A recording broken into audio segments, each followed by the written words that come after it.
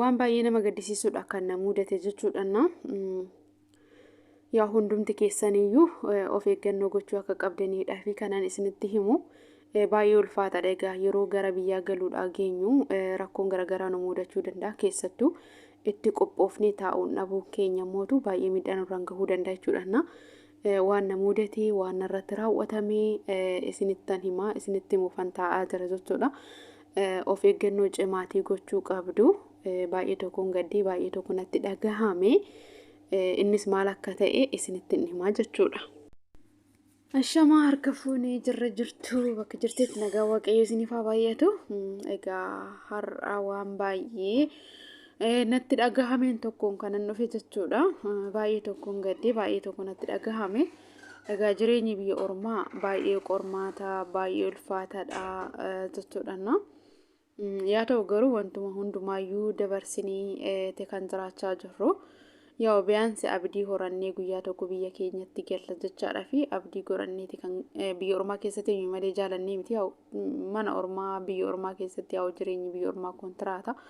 Kana mitiiti jireenyumti lafa kanaatu jireenya kontiraata yookiin yeroo muraasa irra jiraannu har'a duunaa boru duunaa keenya hin beeknu.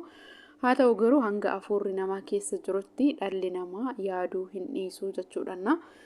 Hin yaadnaa boru jechuun keenya hin oolu jechuudha. Waan baay'een nama gaddisiisutu na mudate jechuudha. Baay'ee tokkoon gadde. Egaa biyya ormaa keessa gizee jirru keessattuu mana tokko keessatti haalli ittiin baanee waan tokko bitachuu dhabuu rakkinni jiraachuu danda'a waan garaagaraati. Akkasumallee mootu qarshii gara biyyaa erguudhaan har'a boru jechuudhaan osuma teenyu dingata guyyaan galmaata keenyaa nutti gahaa yookaan immoo osuma nuti hin beekin dingata jarri gara biyyaatti nu gaggeessuudhaaf illee yaalii godhan jechuudha.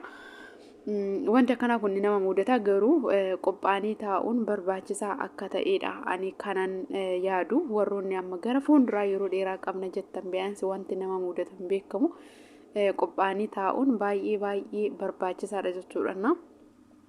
Akkuma beekamu Araboonni dingata nama galchan jechuudha. Tasa nama galchanii osuma namni hin yaadin hin hojjenna jennee osuma nuti yaadnu dingata gara biyyaa nama galchanii jechuudha.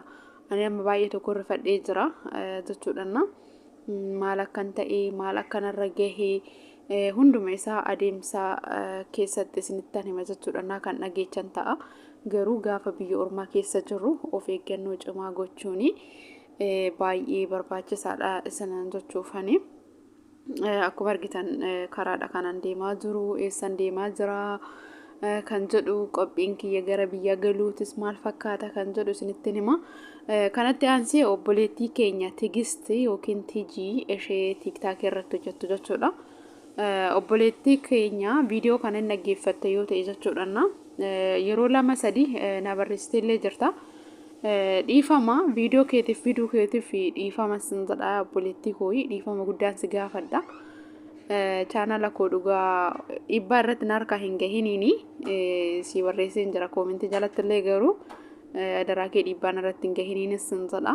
Namni gaafa viidiyoo namaa fudhatu ofii isaatii waan irratti hojjetu dhabu haalli keessa jiru namaaf mijachuu dhabu irraa kan ka'e viidiyoo namaa fudhannee YouTube irratti hojjenna malee waan biraatiif miti jechuudha. Eenyumaan iyyuu viidiyoo namaa fudhatanii irratti hojjechuun baay'ee nama gammachiisu. Garuu haalli keessa jiru waan irratti hojjennu dhabu irraa kan ka'e akkasumallee immoo gara fuulduraa biyyatti gallee waa irratti hojjenna kan jedhu irraa ka'eetillee kan akkas goonu malee viidiyoo namaa irratti hojjechuu suusii qabaannee akkasumallee immoo waan guddaa irtiin irraa arganneeti mitas obboleettii kiyya atillee mana ormaa keessa jirta akka chaanala kana hin dhabne waan akkasii of eeggannoo na barreessitee jirta jechuudha. Dhugaa dubbachuudhaaf YouTube kana baay'eetti dadhabne ana qofa osoo hin taane hiriyoonni kan koo'e akka salphaatti akkuma TikTok irratti seenanii laayivii namni namaa dhufee kolfee taphatanii maal jedhan sanii miti.